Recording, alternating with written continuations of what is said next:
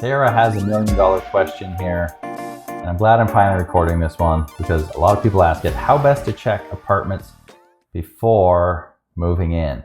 So the best thing you can do when you're in mold, my step number one is always get to clean air. Clean air matters. Healing can happen in some people without a single supplement just by getting in clean air. But all this goes wrong when where you're moving isn't clean air. So whether you're buying, renting, wherever you're going, you need to make your best attempt at making sure it's not a moldy nightmare. So how do you do that? I have my clients do an ERMI, okay? It's not always easy to find historical dust though. If it was cleaned a week ago or 2 weeks ago, there's not enough time for new dust to land in all those common, easy to access places and for potential hidden mold in walls, under the floor, behind the shower, wherever, to send those spores out to get caught there as well. So what I recommend, I tell people to look in weird places. Try to find old dust. That's what you want. On top of the fridge, at the back of the fridge, on top of fan blades, even going inside register vents, weird places. Don't look where the cleaners clean. Look beyond where they looked, okay?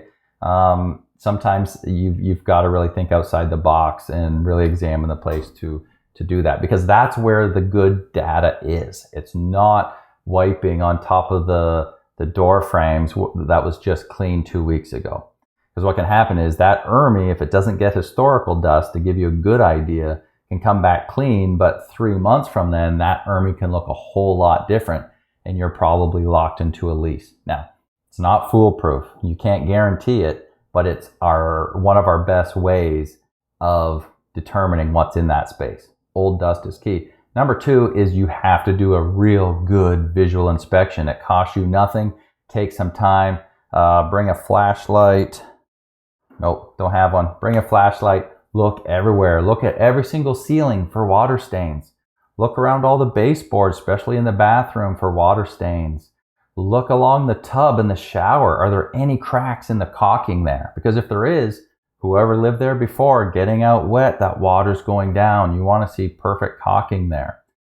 Put your light sideways and lay it on the, like this, lay it on the bottom of, under the sinks, okay? And shove it to the side and let it shine across the whole bottom of the cabinet and look for ripples there, okay? That's a sign that water is laid there. And if the water made it to the back and went down the seam, could be all mold underneath the vanity. Could be mold all up the back. There's all these little tips and tricks you can do, but you've got to spend time. And that's my third thing, talking about spending time.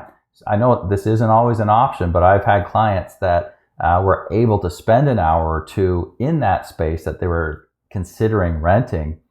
And okay, I'm thinking of one specifically. She ERMI'd it. It came back, looked really good. I mean, every place has mold, but it looked good. It looked like a place that would be easily managed and be able to heal in. She went back there, stayed an hour or two, and she reacted. Her body told her that this place was not safe. She was the canary in the coal mine. She was having those symptoms start to flare up. And it made it clear. It doesn't matter what the ERMI says because it wasn't picking up all the problems due to cleaning likely, right? So there was a problem.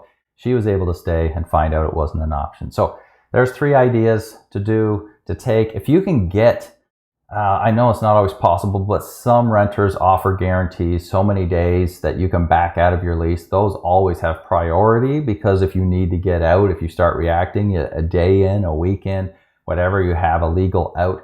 It's really hard to get out of leases. And even if you take a ERMI to them, they won't accept it. They need an air test and they're going to hire their own guy and they're going to come back and say there's no problem. And even if there is a problem, they're not going to spend money on fixing it for you. So it's tricky. It's hard. Those are some tips. I hope that helps. Do you have questions about mold in your home or body? Book a consultation with Matt, aka the Mold Man, to guide your home and body to the next level of healing.